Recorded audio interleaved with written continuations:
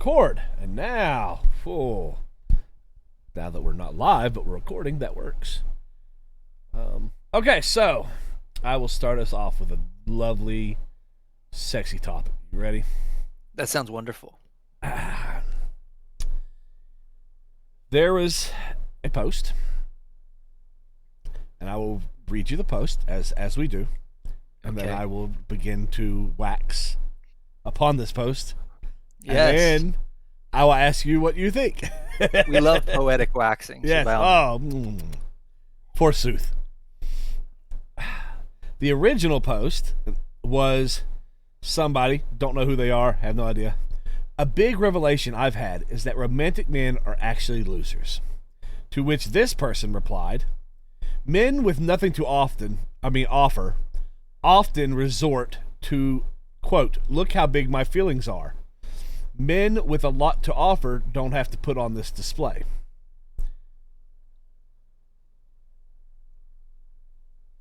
I'm going to counter this.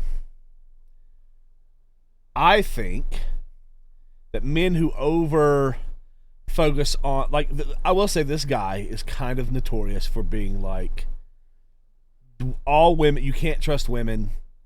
They're all in it for, money, whatever. No, there's no such thing as women who actually love you.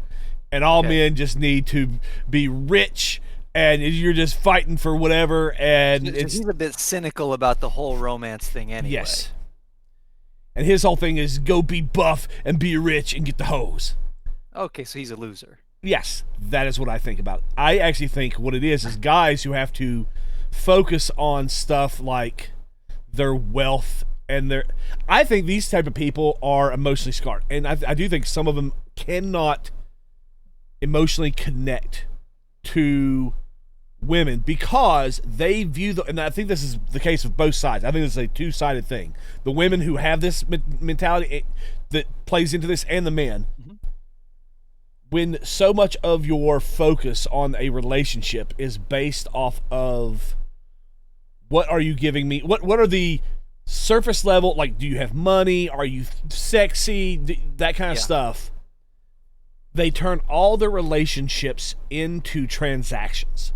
They are all basically old Navy salespersons. And they are selling their bill of goods, and the person who they are dating is buying it, and vice versa.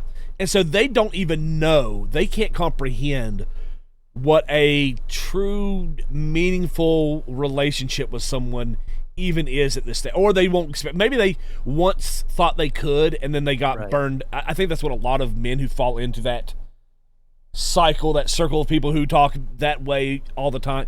And there is some level of, there's some truth about it in that, yes, you should be aware that there are a lot of people who have this mentality, right? So you don't fall into the trap of always giving yourself to someone else and you're just getting used, right? You have to be aware, oh, I can tell this person's not interested in me. They're not going to be there when things go down. When things get tough, when you really need someone to be there and help you get over those humps, they're not going to be there, because then you're no longer providing the transactional value that you once did. But I think that is a deeply scarred, and I would argue that he is incapable of ever having a loving relationship. He can't connect with human. He's no longer able to connect with them as a human being. He has lost the ability. He sees the world as just transactions. Yeah. And I think that is romance. That's what relationships become, right? Yes. If you remove all romance from all relationships, it is just a transaction. You're selling your goods, they're selling their goods, and you're agreeing it's an equal trade, or a trade you're willing to make at least. Yes. And that's, look, if you want to live your life that way, you go right ahead. It seems like it is a worse option, though, than allowing romance to enter the picture, right? Right. And I don't think romance has to necessarily be like... So this was a conversation I had with Kim and Jacob, actually, about Christmas gifts, right? Because a lot of people do the transactional thing for Christmas gifts, right? And, I said, I don't really like that because I would like to feel like someone understands me, or I would like you to know that I understand you, such that you don't have to give me a list of here's what I want and I get you something off the list and we all go, hey, aren't we happy? I think that's a lazier way to do it. I think better to cultivate a sort of romance between people in the sense of like an understanding of the other Yes. person, you know? Well, that's what it said. It's not even romance, because romance we think of like. I do think in this case we're talking about romance, but I think even just human connectivity. I think these people have trouble. I think that's with what I human mean, but connectivity. right, like Yes. it's romance is a type of connective Yes, tissue. it's one of the between types people, of yes. right. And I don't know. I guess if you are limiting it to just your single relationship that you are in, and I'm not saying be polyamorous or polygamous or have sex with a bunch of people, but like I think that I should be romantic to my friends. I think my friends should be Yeah, in romantic that to me sense, in yes. some regard, right? Not like, No, hey, you man, should nice be emotionally dick, right? connected to them and care about them Yes. as a person outside of some sort of 100%. transaction of what you get. Yes, I Now, agree with that. I'm trying to figure out where the hell he is coming from with this, and I think to some degree it's the man's brain has Yes. been cooked by podcasts, but I think he might have a small point. I agree too. I do think some people who are losers, who are like are incapable or they are just lazy and slobs, want to be like, but I love you so much that should make Right. up for all the other elements that I am. But it's like you don't really, if you're not willing to do some stuff to provide some level of Agreed. psychological and emotional security. Agreed. Every single, and I think this stems from like middle school, high school experimenting with relationships, because everyone who's experimenting with relationships fucks something up and Yeah. doesn't have the communicative skill to say, hey, I fucked that up. That's my bad. I want you to know I still respect you. I still care about you. And I'm going to try to do better. And so you get that like 2 a.m. text that's this long, right? That is just a garblegook of just nonsense that really has no meaning whatsoever, but it shows the effort that you're putting into either apologizing or sorting it out. And people start to think that is what romance is, when it's Yeah. like, that is not what romance is, right? That is a kid, even if they're 40 years old and they're doing that still, that is a child who is not being good at communication. And the right thing to do is to say, hey, I fucked up. I will do better. Or to say, hey, look, I fucked up and here's why I don't want to do better, right? Because, Yeah. this is going on, or that, we're not having as much, whatever it is. This is why I don't want to do better. And let's deal with whatever the problems are. That really like a mental effort to work things out with people like shows that you care about them, right? And that therein lies, I think, a huge part of the romance. I agree. And I just, yeah, I don't know. But there is, I was like, a lot of these people, the second something good, because that's the thing. Everybody always wants to believe that their life is going to keep going in a positive direction, but it doesn't. There's people who were bankers who thought they had, man, job security. I'm so wealthy. And then the bank just decides, nope, you're no longer value to the company. And like their whole world, their wife leaves them because, it was like, because your relationship, she's not there for the rebuild. She was only there for, it was a transaction. And I don't know. I feel like even women who are doing that, like there are many men that do this. Yes. 100%. They're all out there. I think they're all removing the ability to actually experience a genuine, like deeper connection with someone else as a human being. I think we've done that in general. Like I think parents do that. Like we were talking about weak adults in the last recording we did, which I actually still haven't put up because I was editing and then I got lazy. Anyway, as the time of this recording. But like how many parents now are like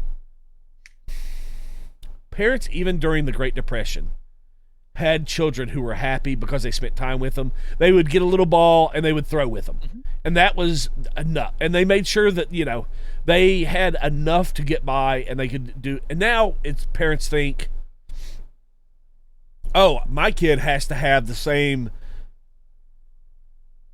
number of video game consoles and a gaming PC or else and that will make them know that I love them. Need to be incredible. Yes, and the shoes and they have to have this type of backpack and this type of whatever. And when my child turns 16, they're going to have this kind of car, and it's so and their focus is on the wrong thing. It's on the wrong thing. That doesn't make somebody like that's not what provides happiness, true connectivity. And I think it's actually dangerous, right? It starts to teach. They grow up thinking about that. They start valuing stuff over actual connectivity, and they're missing out on the awesomeness that is actually being emotionally connected to someone outside of transaction. Like, it's so much better because I guess I have a friend who this is where we kind of clash sometimes. I'm not going to say a name, but I think there was something happened in their life that connect.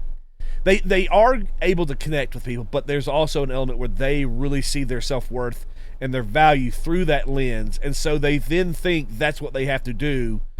They have to provide that financial whatever, and that's where it stems from. It's like I feel sad because I'm like, no, I have people who neither one of us have money, and we are very happy with each other. We connect. We are chill. Me and you, how often, we don't really buy each other a whole lot of anything. Sometimes if we give each other a gift. The odd video game here and there. Or maybe some cigars I send because I want you to experience. But it's because I love you as a person, and I'm like, ooh, I enjoy this. I want you to, it's not like, oh, this will make Placebo like me more. Yeah. This will cause him to connect with me. It's because I enjoy it, and I'm like, ooh, I want him to enjoy this as well.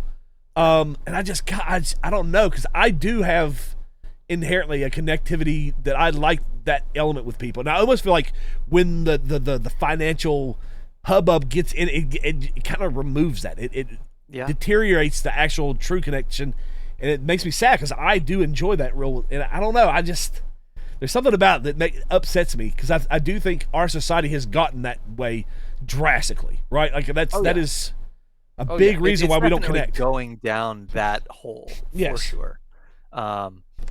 And I mean, I see it all around me all the time. Like I love my mother, I really do, but she buys people things to get their friendship and their right. So, the school that I worked at, right? Yeah. That I am not on the greatest of terms with right now, right? She knows that I am not on the greatest of terms with the people there, and yet she still leads the like parent group for them, right? And she does a lot and she donates shit tons of money. She donates a huge amount of time, right?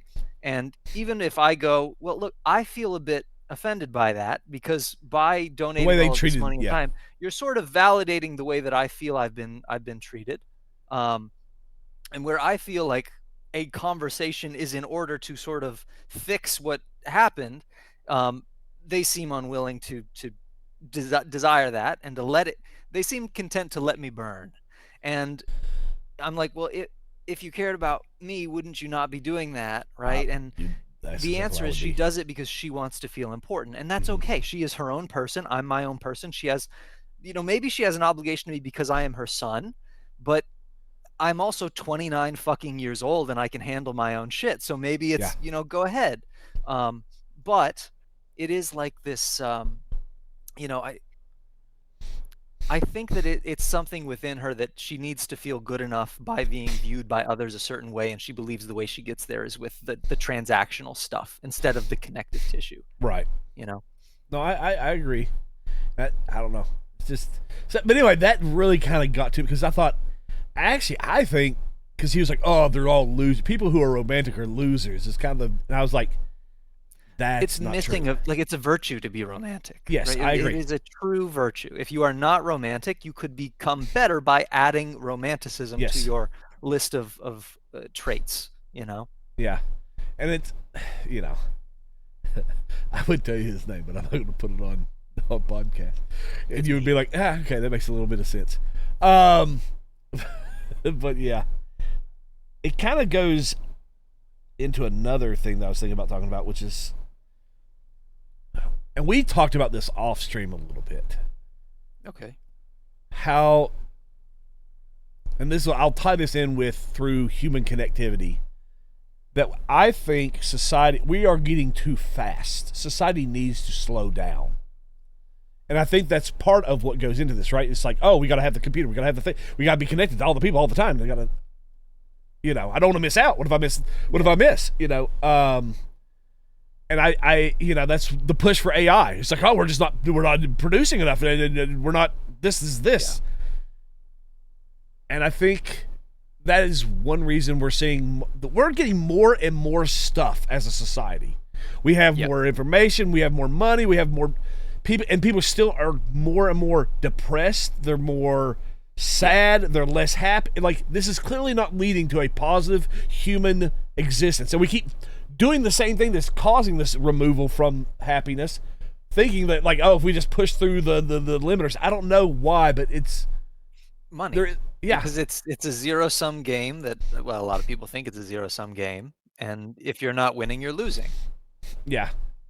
And it's that's why they are willing to sacrifice everyone else's happiness, everyone else's joy, whatever, for their own success. It's like, I keep thinking when you and Kens came and visited, and we just kind of, we probably could have done a few more things, but we sat around and we hung out, and we slowed down, we calmed down, we enjoyed each other, and I just feel like that is missing out of society. It's like, again, this same friend, it's really hard to ever just get them to come and hang out and just be and talk. It's like it always has to be about doing something. We have to be making something or create. We have to be generating. It's got to be a grind, and everything's got to go. And it's like you're limiting what your relationship can have by doing that. It's the focus. Yes. Yeah. Because if you were to slow down the focus, you remove that element. Yeah. And now that what you were spending your brain power on there is now free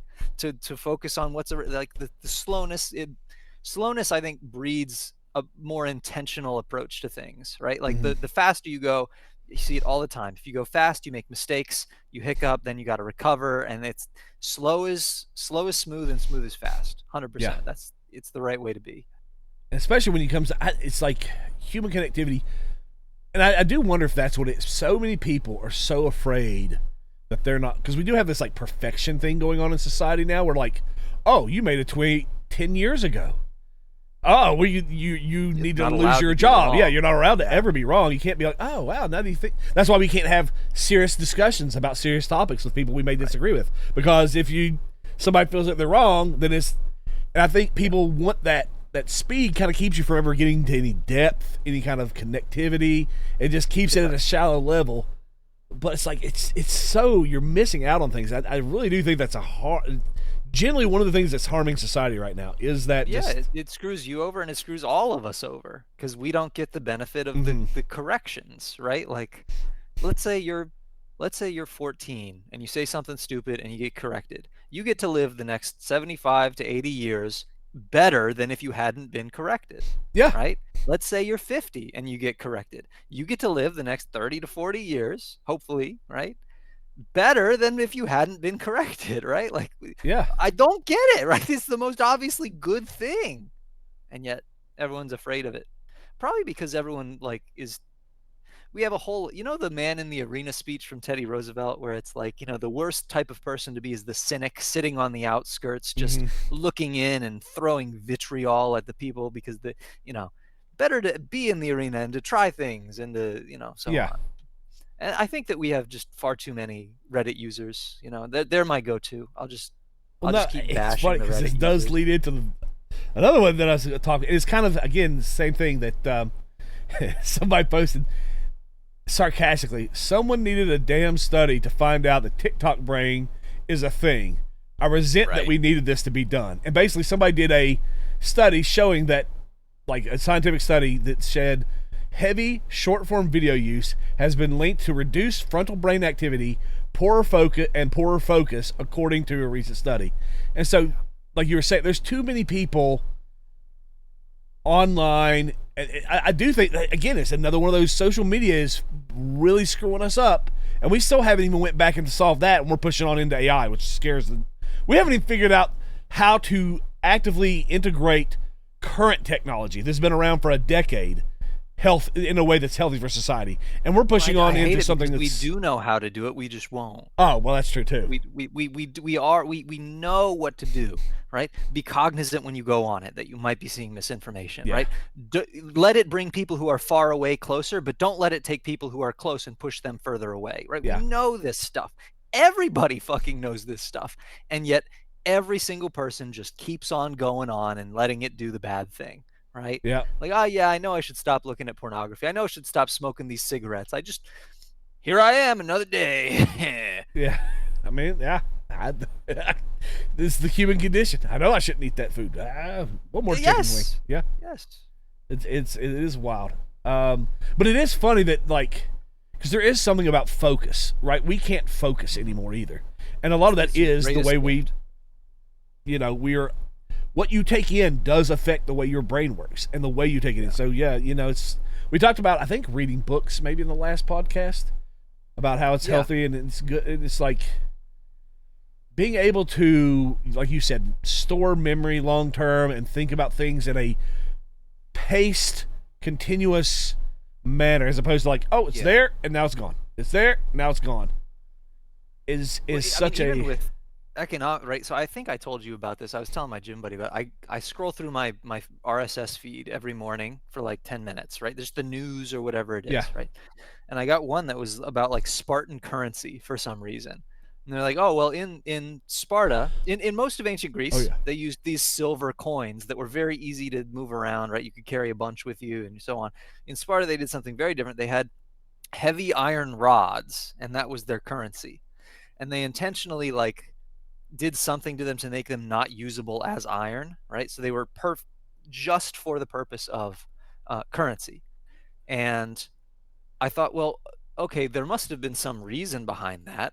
And if you think about it at all, with any level of scrutiny, it becomes more apparent, well, it's intentionally to make you slow down and to make things more difficult to use money to exchange, right? Yeah. Why would that be good? Well, think about all the impulse purchasing people do right now that is just like bang, bang, bang, bang, bang.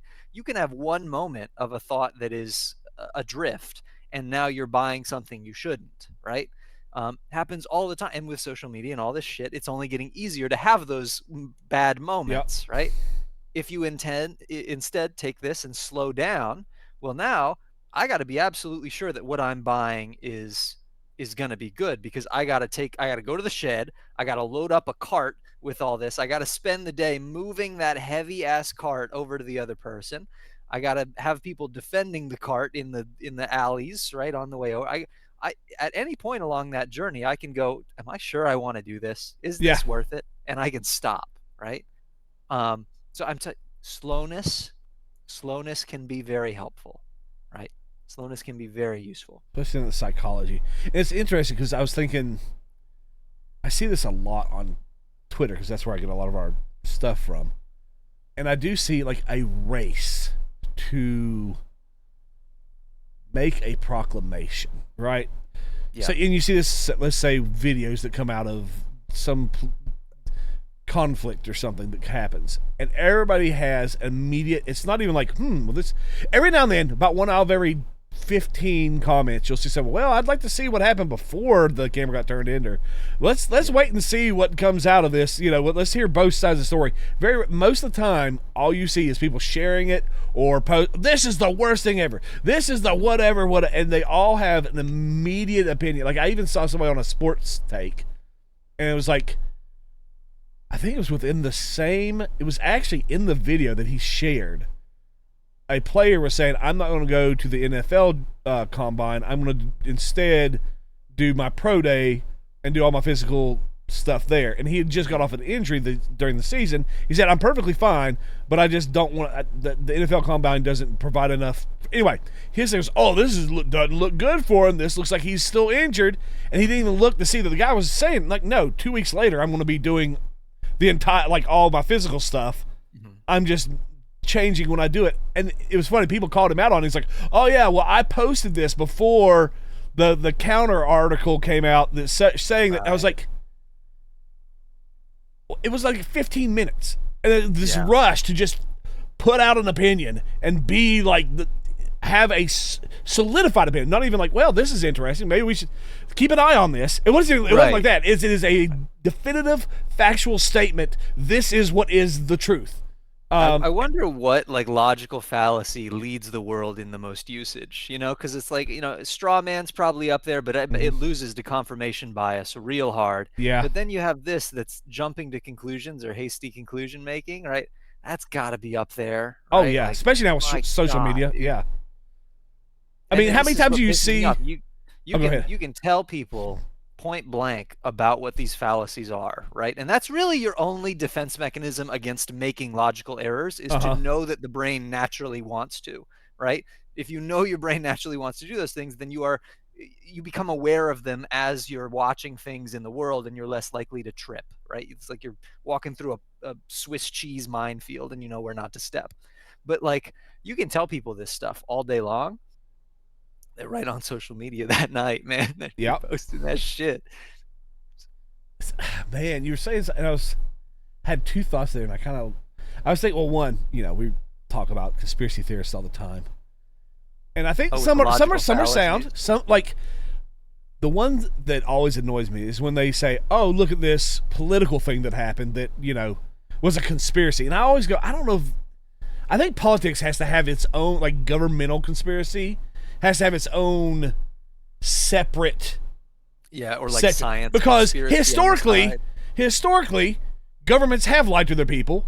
Yeah, people have done whatever it takes to get powerful and then stay there and lie. So has a history of like, okay, that has some validity to it that you could pull on and go, okay, this is at least believable. And therefore, the Earth is exactly. Flat. And then they make this weird shift over that is like, well, then if that's happened, obviously this other thing that defies all of physics, all of history, all of everything, that is also probably true. And it's like, that is such a horrible logical jump. It's such a crazy logical jump to make that I don't know. I think that happens a lot.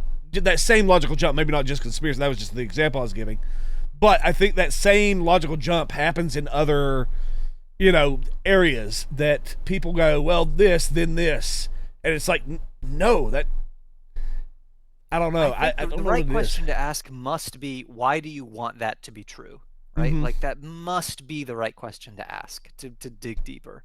I don't know if they're going to be willing to get there, because you can't know what makes them want that to be true. They have to do the soul searching to figure it out. Yeah, it is, because I have thought that, like, even the flat world stuff, like, what does anybody gain from that?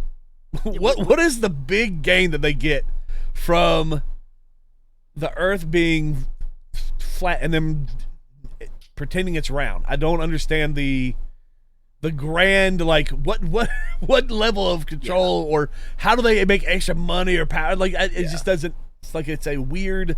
Anyway, if I go too long on that, I'll end up getting all the crazies in my comments. Let's see. What was the other thing I was gonna? Sorry, I did have things, but then I forgot to provide a great. What's the word I'm looking for? Transition. Who needs one? Yeah, that's true. That's true. Okay, here's a pretty... Surely I got that. Where did I find that? Okay. Well, I will just tell you about this. Okay. And then, because I can't find the post right off the top of my head where this said this, so oh well. It's called the double slit experiment. Do you know what this is? I've not heard of the double slit experiment. Okay. So, scientists claim that a photon, if they make a physical hole, like we're talking a minuscule hole, right? A photon will go through both holes at the exact same time. So it is in the same physical space at the exact same moment in two separate places and become a wavelength outside of it. But then if they put any kind of measuring instrument to measure this phenomenon, upon observation, it stops doing this. That's where I'm going to have an issue with this. But then they tried to do another experiment where they did the same thing with time. They somehow the temporal split, and they found that it tried to do the same thing, or they weren't able to test it yet, and they're trying to test that theory as well, that the photon will exist in two areas of time at the same time, but once it gets observed, it no longer does this thing. And they're going, oh, is this why we can't, perceive time travel or whatever, or time shifts in different planes of existence or whatever, is because once it observes, it goes away. But my point is, how do they know it?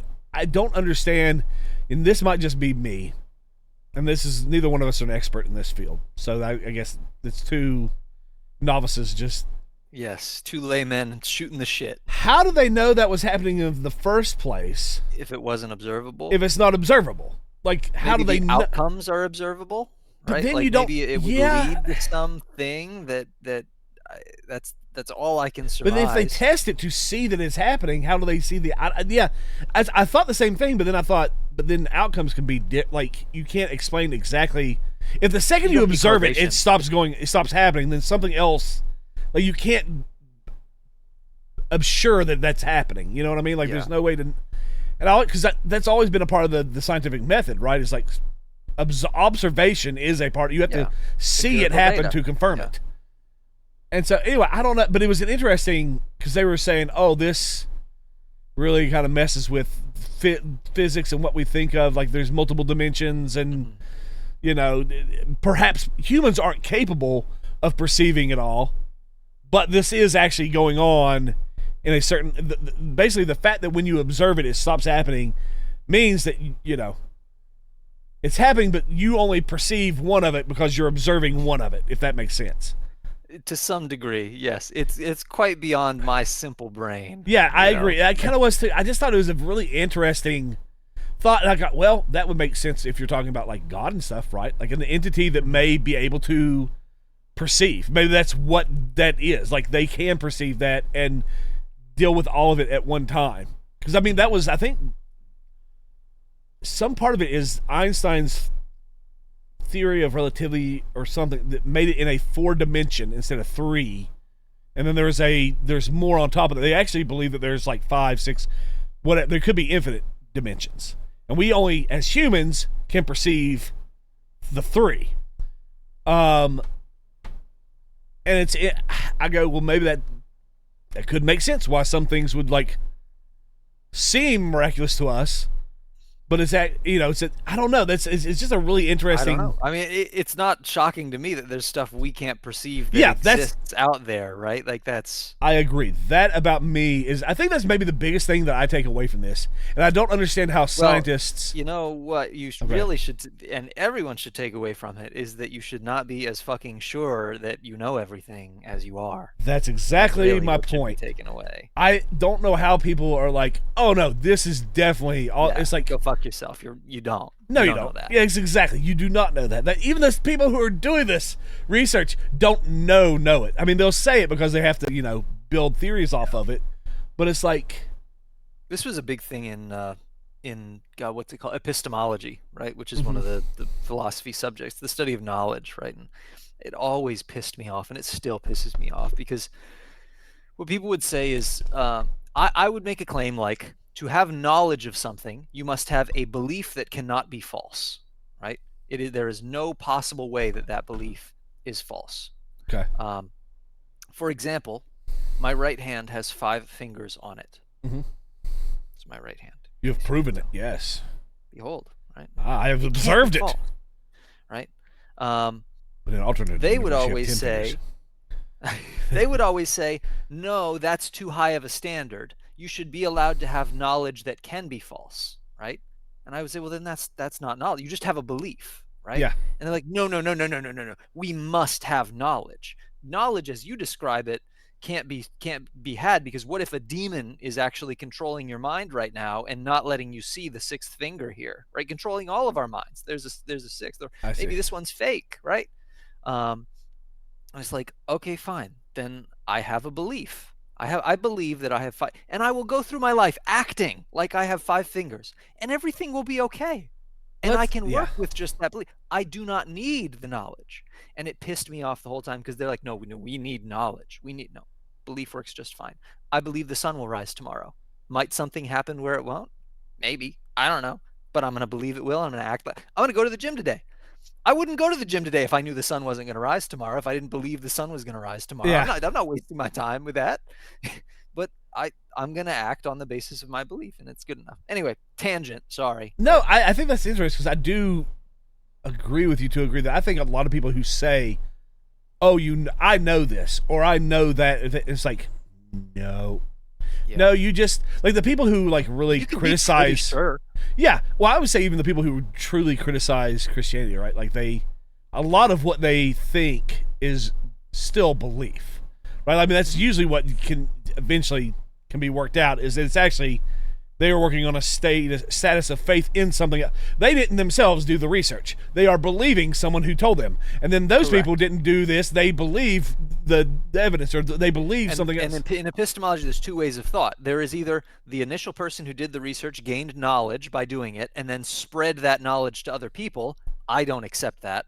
Mm-hmm. I think that's a bullshit way to think about it. Or no one had knowledge along the journey. The first person developed what they believed to be the best explanation and thus has a belief about the way things work and then spread that. And I'm more open to that than knowledge.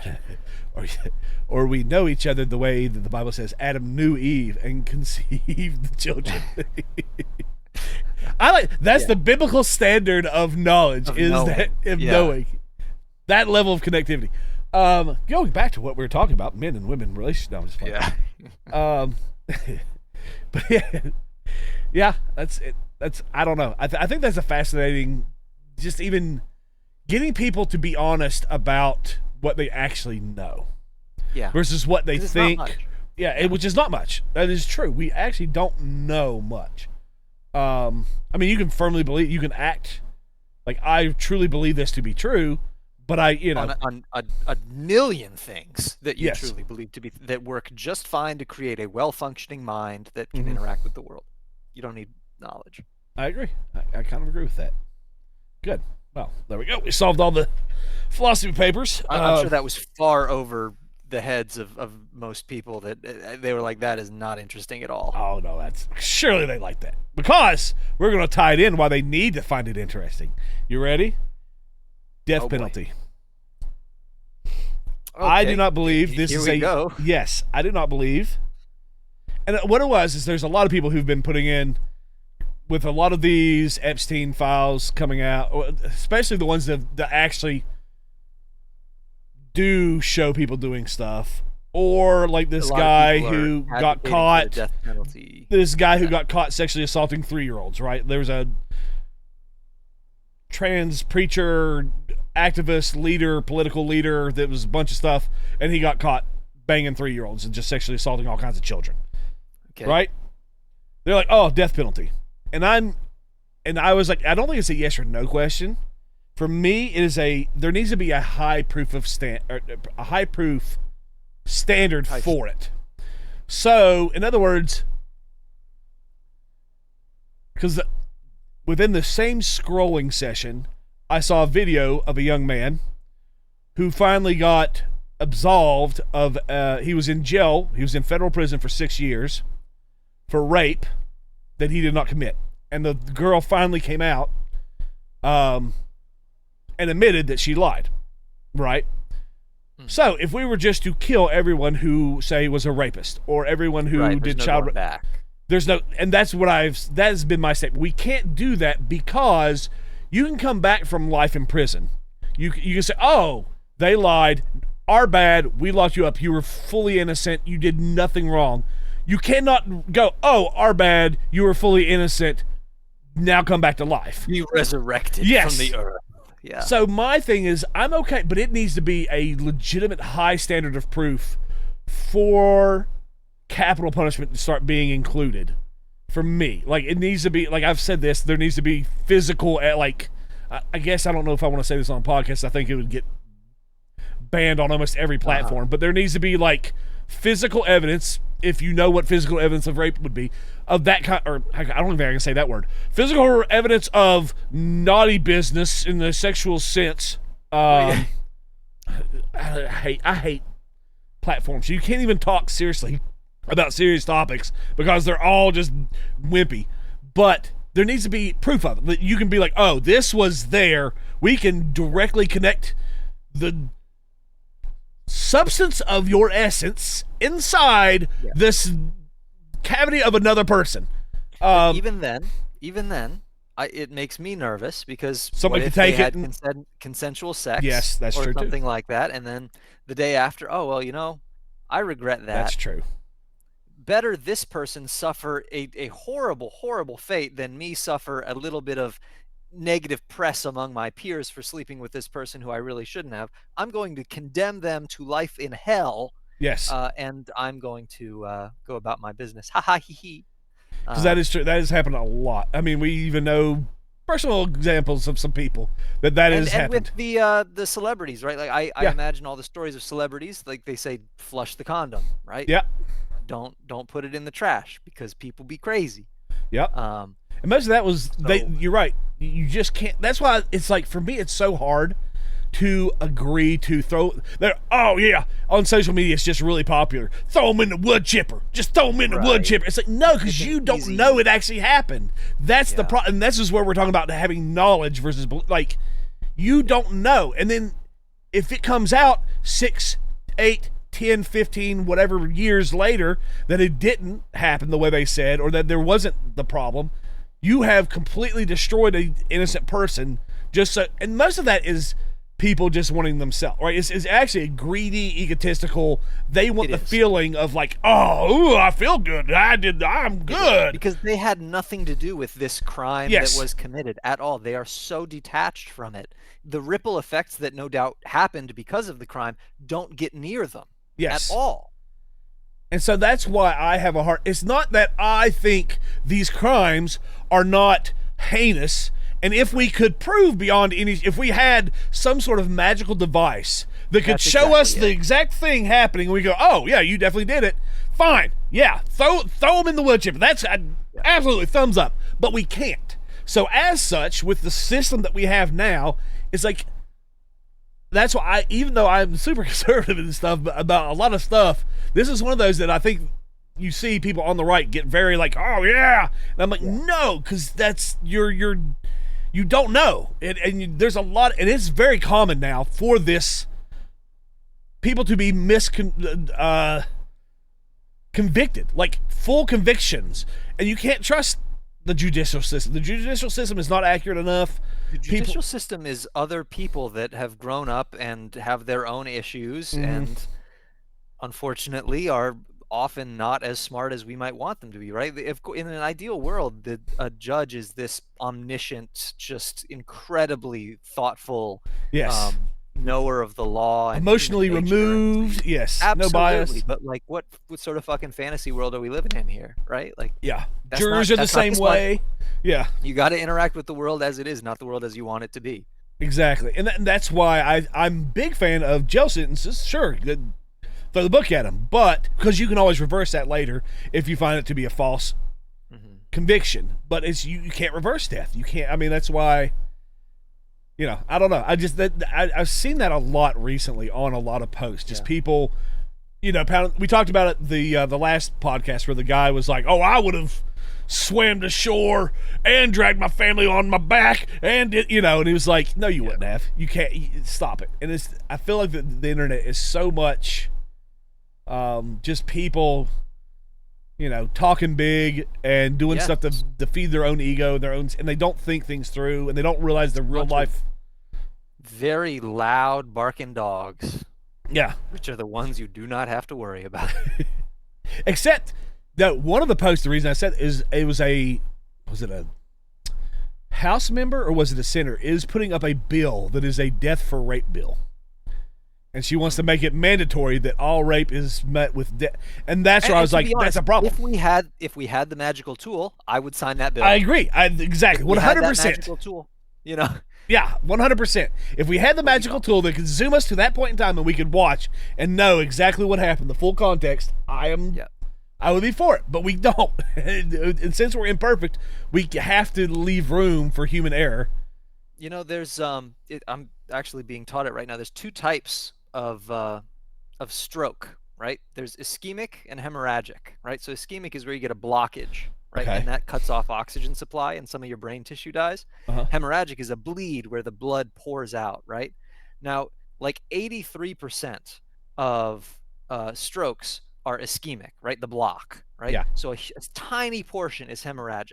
And we can actually help an ischemic stroke with nitro. We can give them nitroglycerin to help with that. But we have no way of knowing which of the two it is. And if we give nitro to someone with a hemorrhagic stroke, we It's will worse. kill them. Yes. Right. And so do you know what we are supposed to do in this case where we come on the scene, someone is having a stroke, right? It's clear that they're having a stroke. They have the droopy face. They have one-sided paralysis or whatever, right? All that shit. But we can't know because we don't have the magical tool which of the two it is. We don't give them nitro. We are not allowed to do it. Yeah. It's the same thing here, right? You might nail it 83% of the time, but there is that 12% or 13%. 17. Right? 17, yeah. But math is No, hard. no, it's fine because I was thinking I do the same thing all the time. Point, yeah, right? The point is there. Yeah. Yes. I was giggling because I have been there, not because I thought it was silly. It's like, yeah, of course, we've all done that where we just like get the numbers close. But yes, you can't do it. I agree. It's now. I have a question. How do they find out once you go to the hospital which one you have? They have like a CAT scan, right? They can do this. They just don't have it on this. They don't have a portable version right. of that yet. They will see the clot if there is a clot, or they will see the blood. And that's why I guess it's just a time game. You have to rush them there and get them there as fast as possible so you can. Yeah, it is. Reminds me of I mean, I guess not a scare, but my dad was having chest pain with going down his right arm, and he had a little bit going down it. So, and he was, and I told you about this. I was like, go see the doctor. And he's like, it might be a mood. And he didn't do it for a few days, and then finally he did decide to go. And they did all the blood work, did all the extra, and they're like, you're fine. It just must be a muscle or a nerve. And that does make sense because he does have Parkinson's to some. It's not a bad. He's not like Muhammad Ali yet, but he's got. I mean, you've been here. You've seen. I mean, he's and so I think that may have some. There's probably some nerve damage or something, but it's one of those like that does always make me think about those situations. Because you just go, I on the two clinicals I've been on, so I've been a total of 24 hours out doing calls and stuff like that, and a number of them, I would say a large number of them are for old people who need help. Yeah. And I'm always struck by it because we're taught look for this, look for that. These are the signs into this, that, the other thing, right? And I'm inclined to try to figure out what's wrong, like almost coming in with the conclusion something is wrong that needs to be fixed because they called 911. And the veteran paramedics that I'm with who have been doing it for a very long time, they are very content with the answer, they're just old. Mm-hmm. And they just, all right, they're just old, and we move on, right? And they've been doing it for like 20 years or something. They definitely know better than I do, right? And so I suspect that's probably the case with your dad, where it's just like, all right, well, he's just old. Man, I wish there was something we could do for older people to relieve some of these, because there is some like. And that's the problem, right? Is because we're keeping them alive so much longer than we're supposed to be, that these issues are going to happen. Yeah. I don't know. He's in his mid-70s, so I don't know if it's that old. But, yeah, he's you're right. We are getting in the 80s and 90s, and there are some things that it's just – and then you go, but what about the times that it's not? You don't want to – 100%. 100%. That's why I guess you got to be real careful and try to test out the things and go, okay – it doesn't seem like you're having the serious elements, so we're just... Yeah. And that's exactly... You need to know your shit, yeah. Right? Before you're confident going, they're just old. You really need to know it. Yeah. Because, boy, I do not envy... But you don't trust them, do you? You think they're they don't know, Like... Yeah. Well, again, we were talking about knowledge, right? Like, nobody knows. Yeah. But, I mean, that's I guess, part of the job is the moral... position that you're placing yourself in, that you do have to make those decisions, right? Like you have responsibility, and you need to genuinely do your best to figure out what it is. And if the answer is, they're just old after you've gone through the rigmarole, then so be it. Yeah. The issue is if you cut out that rigmarole and just throw they're just old at the start, right? Of course. This reminds me. Okay, so this was a topic, and we were talking about this earlier with something similar with Ken's, and it made me think of this situation. So I'm going to give an example of people who, in one single fast food order that I got from DoorDash, showed me two completely polar opposites of human, like, work ethic and decent, and like just who they are as a person. Yeah. I called into DoorDash, or no, I ordered a DoorDash from a restaurant, and I got a call from the guy. He was like, "Hey, I'm here. Just wanted to let you know. They said that they weren't going to do the milkshake." And I was like, "Okay, that's fine. I mean, I guess." He was like, "Yeah, I mean, I was just calling to see if you wanted a replacement or something. You wanted a drink or something." So I was like, "No, that's fine. I was just wanting the milkshake. That's fine." And he's like, "Yeah, it was really weird because, like, I don't think it was that the I was like, was their machine broken?" And he's like, I think she just didn't want to do it. Like, she just handed me the order and said no milkshake. She didn't say anything." And he was like, the vibe she was giving me was that she just was like, "Nah, not putting the effort forth." But he was super cool and he was like, "You sure? I'm still here. I'm still waiting in the parking lot before I come to you." And then I was like, "No, that's fine, man. That's okay. Just go ahead." And he's like, "All right, well, I'll try to get to you as fast as possible." And I ended up tipping him extra because I just thought I want to reward someone who it's such a simple job being a DoorDash, but he was such a good dude, and he was like, and I remember he said, "I know this is what I would want someone to do for me," and so that mentality of like, not just like, "Oh, the world revolves around me. I have to go to work. Oh, I have to give effort." You know, it's like, "Oh, no. I'm doing this for someone else. Let me, this is what I would hope someone would do for me." I was like, that's what society needs, more of this guy, less of the other. We need it, man. We need it. We need more of this guy and less of the other person. And then to give more to that story, while I was eating my chili cheese fries, I found a chunk of bone about yay big. While I was eating, I was like, and then I did it, and I was like, "What is that?" Because you're not supposed to be anything hard in chili cheese fries, right? Definitely not bone in fries. And I'm just assuming it looked like a piece of bone. Is what I'm assuming. It was like a dark. Because I thought first I was like, "Oh no, this isn't the fingernail," but it wasn't like it was two. It was like a triangle. It was unless they lost half their finger in the process, It was. I'm guessing they probably got some bad chili that when they were grinding it up, some bone got it. Anyway, but it was just like, wow, what a horrible dining experience, right? Like, lady was lazy, didn't get me my milkshake, and they decided to put bone in my fry. And I didn't eat the rest of the fry because once you get that, you're like, I am not interested in eating. Once you find something that shouldn't be there, you're done. Only thing worse is if you got sick off of it then. Yeah, afterwards. well, I mean, that's just, I'll get sick off of crystals anyway. I mean, that's just, that's one of those, like the Burt Peanut talks about the, I'm going to get confused because I said his name. But he talks about this taco place that's by his house. He's like, I eat it and it just gives, I'm talking just for 5 hours, just constant diarrhea the next day. He's like, I usually eat it early enough that I can shit all the day and then come to the podcast and kind of wearing off. He's like, I ate it right before the podcast, and he had to like end his, his stream. He had to end his stream early. He's like, guys, he went and pooped, and then he was like, guys, this is gonna have to be my last game because this is a multi-parter. It's starting to hit now. And he's like, I gotta go. He's like, you know how it is. Like sometimes you can't get it all out. I mean, this is I'm gonna be sitting on the toilet for a while with this one. And I just thought I was like, yeah, there's just certain, and they go, was it worth it? He's like, oh yeah, oh. And I'm like, it's not, man. It's not. I understand. As a fat man, I understand where you're coming from. As someone with massive digestive issues, like I need to be really cautious of what I eat, and I understand where he's. But it was funny because I've totally related to like. Yeah. I eat crystals. I know crystals is gonna make me shit like crazy the next day. Like, why am I doing this? But it's Yeah.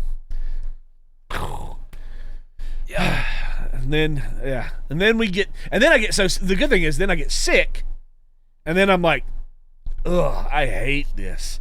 I'm gonna be healthy, and then I get back on my healthy track. But it's like it's weird. I have to eat myself into feeling genuinely sick in order for me to like push my brain back into you want to be healthy mode, which is sad. I hate that, but it's some sort of chemicals in here, man.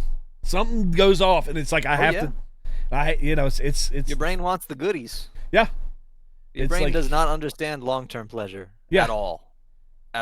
Oh, it's it 100%. only understands short term. Yeah.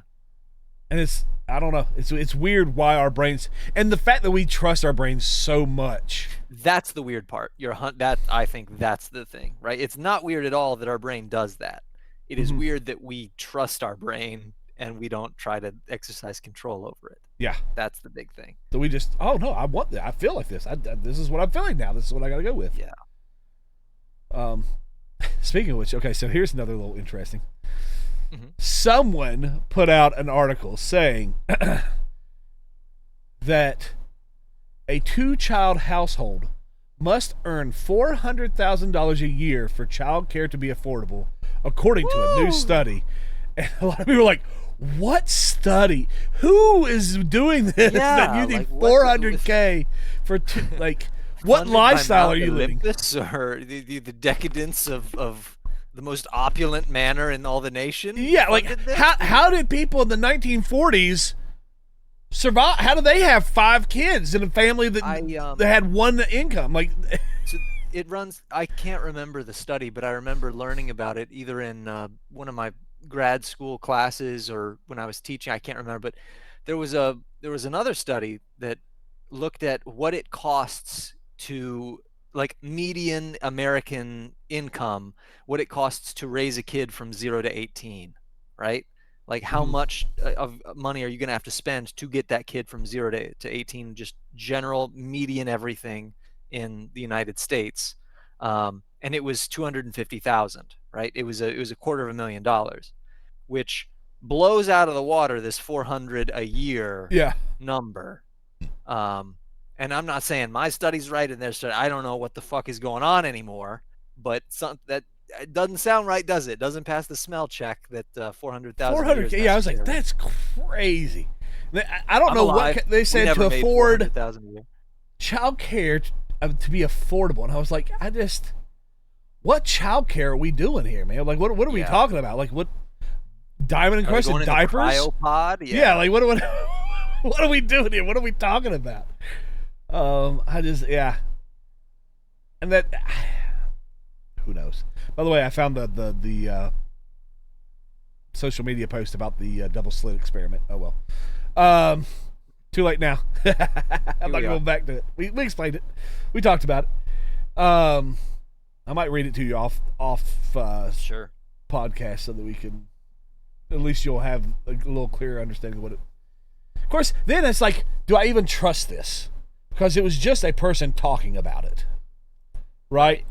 And with great detail, but I'm like, that doesn't mean anything. People could be, right, shooting from the gap. Shooting from the hip. Probably with reading. Who knows? Maybe in Sparta they had American currency. Yeah. Someone, and I do love these when it's like, the gap between media and internet and the real life could not be wider. And it was showing a U.S. hockey player who scored the winning goal for gold. Oh yeah, Jack whatever. I keep seeing. Yes. And he got a standing ovation in the NHL from the Pittsburgh. He was visiting Pittsburgh. He doesn't play for the Penguins. I think he plays for the New Jersey Devils. But he got a standing ovation. Everybody started chanting for him. Everybody's excited. Whereas on the internet, they tried to make this whole because he was very patriotic about it, and so they all got upset that he was somewhat conservative in his politics, right? And they tried to make this whole stink like, everyone's so upset, and it was like, that's from not. What I've seen, he seems like just a sweet guy who's like, you don't have to agree with everything for us to just get along as people. That's exactly what he is, and the internet is like, no, you must agree with everything I say for me to like you ever. Wish we could all get you don't have to love every single thing the president does to be like, hey, I'm getting to meet the president. This is cool. Yeah, fuck you, buddy. Yeah. The whole, I hate the whole, you're giving them a platform. Oh, you give them a platform. It's such a dumb mentality. It's like, no, you have to hear other ideas. It really does bother me how much. John Stuart Mill. Yeah, people just don't want to hear anything else. It's like, no, you don't even know. You can't even defend your idea very well. You don't know that what you're doing is truth. You can't, without hearing some other position. It's weird. But anyway, it was. I agree with this, but not just in this scenario. In a vast array of things, the gap between what the internet thinks and presents as fact and popular opinion. This is what everybody thinks. This is what humanity thinks on this, is so different from what it is when you're dealing with real people, real society. You're going in and it's just like there's such a gap between social media and reality. It's mind-boggling, and it's scary because social media does still have some level of impact. Like I was saying, the bill that's being passed. Like there's politicians who will get now are on social media, and they do let it affect them. That lets them affect how they think they. 100%. And it's like, this is dangerous. That a platform that does not represent society in a real sense has societal influence. It's like the craziest, loudest, shallowest people are having an impact, and there's something wrong with that. I don't know how to fix it. I don't know if it's, or there may not be a fix. Really a huge part that we have all these tiny little factions that exercise greater influence than they should, right? Just so many of them that are just pushing and pushing and pushing. Like, even when I think about the U.S. Congress, right? I'm like, they are fucking ancient, right? Yeah. And so ancient people are, to some degree, having far too much influence, right? I don't know. It's the other thing I was going to say is that you can it's almost like too much social media usage, or the people who only watch like Fox News, or the only people CNN, who only watch or MSNBC or something like that, right? Like it's almost like, like you go out into the world and you can tell, like, oh, this person has cerebral palsy. You can just see it based on how, this person has this thing. Oh, this person has Alzheimer's, whatever it is. It's almost like you can tell just after like talking with them for a fraction of a second. Like, oh, you have Fox News disease, right? Or like, oh, you have Reddit disease. It's so remarkable how, like, I don't know. I guess the point I'm trying to say is, like, if you just go out and interact with the world without all this stuff, you tend to be more well-rounded and well-adjusted. Mm-hmm. No, I agree. I think that's the thing. It's not that people who watch CNN or Fox News or whatever are inherent. It's when that's where they get that's their only source of, like, input and their only source of information. They don't go out and then deal with real people and discuss with real people. And that's, how do you feel about the idea of, like, oh, we don't talk politics or religion in polite society? Like that. I hate that idea. I mean, I understand why, because people can't do it and maintain any civility because they're immature and psychopaths. But I understand the, like, practicality of it, because and that's it. It is very practical. That's it. It's practical, but it's not healthy, right? It's not healthy good for us long term. It really isn't good for anyone long term. It's like you don't ever get to see what real normal people, and then also have them bounce the idea and back and forth, and I don't know. And you learn what they're capable of. Yeah. If they can't, like, get past something without some degree of zealotry because they've already made up their mind about an issue, you get to know that about them, right? It makes for a very demoralizing life to go through it and to notice that basically everyone you talk to has some degree of zealotry baked into who they are. Yeah. But I mean, I'd rather know it than get involved with them as a significant friend or something like that. The older I get, the more zealous I am. But I will say this. I do think some zealotry comes from what you're saying. When you go out there, like, oh, I want to engage with you and share ideas, but I'm expecting you to come at me with the same respect and the same desire to hit truth. And then you realize the vast majority of the population don't want truth. They just want their biases confirmed. Right, because they're insecure. Yeah, and they're insecure, and they don't want. It's truth does not matter. They just want to feel the emotion of feeling superior or feeling right, and that's when you start to go, okay, now I'm getting more and more biased as I see people act. I'm now less willing to. This is what I hate. I hate to throw, but I think this is what God meant when He said we should be as children. Yeah, I agree. I do agree. This is exactly what He meant. You need to go out and not let this stuff make you jaded. It's so hard, but you're it's right. a You're right. monumental task. I don't want to Mhm. put anything. It is a fucking And you get- difficult thing to do. And you get trashed on if you do it because they're like, oh, he's just Absolutely. naive. Oh, they're gullible. They're so blah blah. You're right. It's like everything you say with people who are trusting is negative. I would raise very good points against the religious beliefs of my ex-girlfriend, and it was always the conclusion of the conversation was always her saying, "You're just working it out. It's okay. You're just working it out, right?" And it's like, no, I think you need to work it out because I have presented quite a decent argument counter to Yeah, something. you at least have to give me said. something for me to work out with. No. Yeah.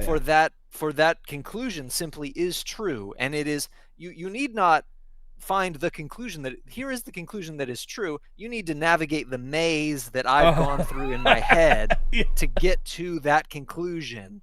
Yeah. That's what you need to do is navigate the maze and it's like no. I'm not going to shape my beliefs around this weird fucking circuitous crazy bullshit. I'm going to take all the evidence, come to the best conclusion that I can. That's Yeah. a lot of people are zealous like that. No, I agree.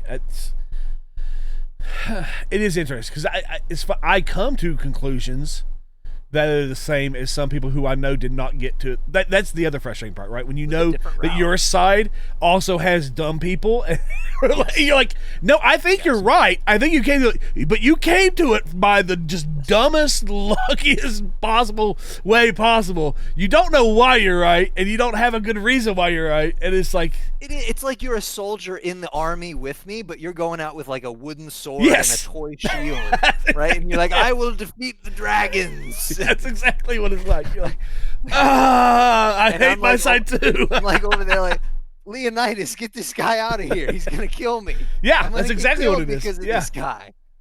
It's like that was the whole point of that. With the guy that had the hunchback that couldn't hold the shield up, right? It was like it's not that we don't love you and that we want you out there. It's that your break would ruin everybody else's and put us all at danger. And it's like that's how it is when you get you're just like you're messing it up for everyone, man. Yep. You're the one they're going to quote when they quote somebody online and they put their social media posts about look what these dumb people think. The people who agree with or have come to this conclusion, look how stupid they are. It's going to be you, not me. It's going to be you that they use an example. Yep. And they will crucify me for your mistakes. Yes, exactly. And I will reap the repercussions. We need like the internet 300. Just 300 so well thoughtful, well reasoned, just intellectually honest and capable people. That's what we need that so that we can have some group we can trust. Yeah, actually.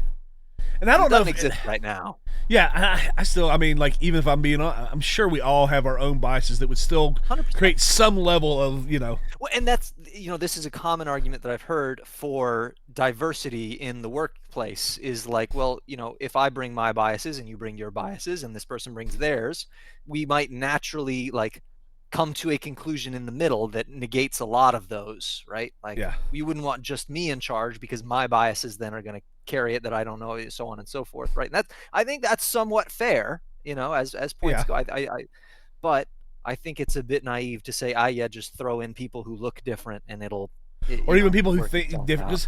Because, some of my biases have been see, that's the thing. I think people would misconstrue conclusions for biases too, right? Like, agreed.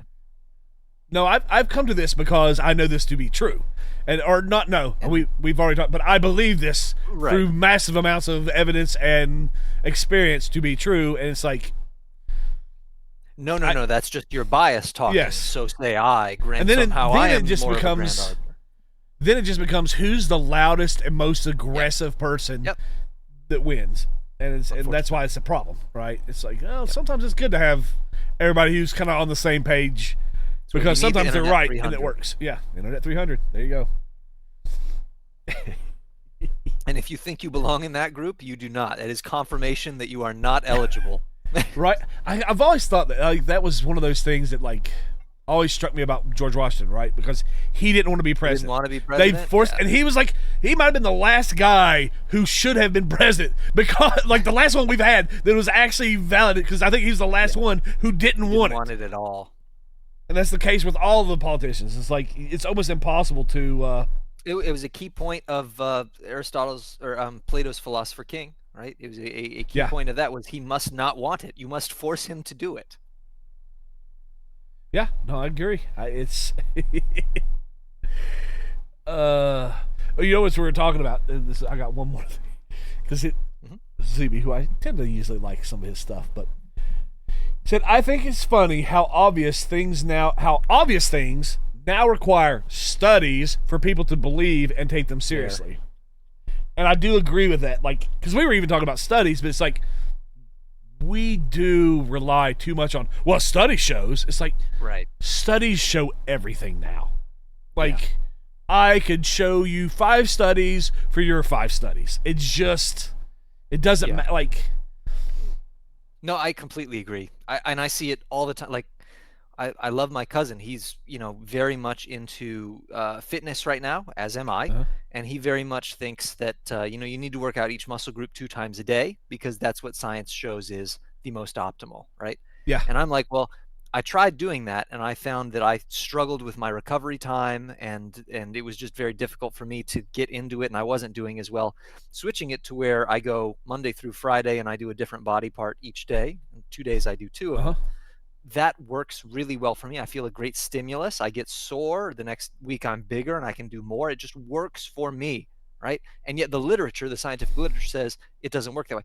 Isn't it right to say the most obvious thing, do what works for you, right? yes. Like, well, no, that's the ones that I trust because there are some good physical people who are online who say, you know what, this is what I have found works the most, but everybody's body reacts differently. Right. And that's the other thing, right? Like, there's these studies are so I guarantee there's someone else with studies. There's the science would show what you're saying is correct, right? Yeah. And that's the reality of it. It's like very much health, dieting, all that stuff. You have to do what works for you. Now, people sometimes can misconstrue that. Well, it works for me is eating 3 pizzas a day, but it's like no, what actually works, what actually produces results. You got to be honest with yourself, yes, right? Like in the end, yeah.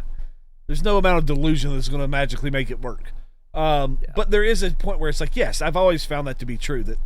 And anybody you see that's actually legitimately like interested in other people being, they're not just trying to be a boisterous voice on the internet to get follows. Yeah. If they will say, this is what I think, but there's other things that work for other people. Do what works for you. I've seen so many say that, and those are the guys that I trust because I know that they're not just like BSing and trying to shove whatever down your throat. They're like, oh, that works for you? Good. Do that. If that's where you're seeing progress, you do that. And then like the stupid TikTok thing, right? Like, is TikTok bad for your brain? I don't think we needed a study. That's actually what this is about. That's what he was saying. Why do we even need a study for this? It was literally about that. It was like, duh. Like, duh. Yeah. Oh, you mean short form, low focus, just low brain activity, constant use is bad for it? No. Yeah. Well, I mean, we've known for a long time. I think perhaps when pornography became an issue, those studies were required to see that it damages your brain. Yeah. But like, TikTok is very similar, man. It's bad for the same reasons. It's the overstimulation. Yeah. Or overstimulate. Too much stimulus. Yes. That's really the biggest thing, and it's cranking it in. What's funny, I see these advertisements for like pills, like Thesis and stuff that claim that I've kind of done some research in them. I don't know how accurate they are, Brain pills. But they're trying to rebuild your gosh, what's the word? But it's whatever your brain uses too much of when it gets overstimulated. And it was basically, they literally say, oh, have you been too much porn, too much scrolling, too much, this, that, and they all mention those dopamine. In the same. Dopamine, yes, it's dopamine repair. Okay. I was like, acetylcholine? No, it's dopamine because you can burn it out to where then you just, nothing you do gives tolerance. You become, and so they're like, this helps repair that. But like that, those were always mentioned in these are the causes for dopamine destruction or overuse is it's porn, short form videos, all these other things. It's known now these do harm you, and you need to take a time. And again, slowing down, going back to what we're talking about, you need to slow down. Stop Yeah. making everything fat. Read a book. Just go out and sit and look at nature for a little bit. Give your brain some time, some downtime. Give it time to relax. And I think that's really hard, right? Because we have gotten kind of like addicted as a society, and it's we've got a whole society of dopamine addicts, and it's. Dude, I was like in my classes, right? So I have 30 other guys that are in the EMT class with me, and they look at me like I'm a superhero because I take the tests and I take half the time to do it and I get a higher score than everyone, right? And it's like I'm not special. I'm not much smarter than the only thing is that I have been off of social media going intentionally slowly for quite a long time. So I have more focus at my disposal Yes. to use for this stuff. That's the only difference. I'm not in any way different from any of them, except I have not allowed my brain to deteriorate in the same way. Yeah. Right. And that's part of what I worry about happens to me, you know, like, because I do think, well, when you're on the toilet, you need to just ponder like that one image, right? You know, finger under the chin, thinking instead of doom scrolling on Twitter. yeah. That's But then we would have no podcast. That's true. I just got to make it up in other places. That's all. I just got to. Yeah. You can do it for a little bit, and then and actually the study was like it's people who do it a lot, like all day, kind of constantly. You know, oh, I'm doing this and I'm scrolling. I'm doing this and I'm scrolling. You know, people who can't watch a TV show. They watch a TV show and they scroll, or they watch a movie and they scroll. Non-pornographic gooning. Yes, that's exactly what it is. It's non-pornographic gooning. Which, I mean, how crazy is it? Like, I say, porn. I mean, that gets wild too, right? Like, people have to go to such lengths. You can't even have regular porn, right? Like, you gotta have like. Oh yeah, because it's not as stimulating. I think that's where I really think all of these fetishes that people have come from. Like the weird ones, yeah, the really strong ones. Yeah, the weird ones, right? Like some of them I think are perfectly natural to be like, you know, playing, but you know, like shit on my chest. Yeah, I think that's from too much. You know, yeah, the fart on the cake. I remember that was a thing for a while. I never got into it, but I remember that being like a internet meme because it became popular for a while. That like people wanted. They were paying for like women to fart on cakes. It was like an OnlyFans thing, and they were paying for women to like fart on cakes. Stuff, you know, furry stuff. I agree. Stuff, I think is wanting to bang an animal. Like, yep. Yeah. No, I agree. People just don't do it for you anymore. Yeah. All right. Well, that's you know what? That is a fantastic, fantastic place to end the podcast and let people go off into their week pondering about furry tentacle porn. Yeah. Here, I'll kill you before we end. I'll tell you after that we're done on here. The one time I was asked to wear a wolf costume. I'll give you that next. Oh man, we gotta end this podcast now so I can hear this. Yeah. All right, everybody have a blessed week. If you haven't already, like, subscribe, all that jazz. Comment, actually engage in the conversation. I would love to see some conversation. Yeah, that's it. Have a blessed week, guys. Bye bye.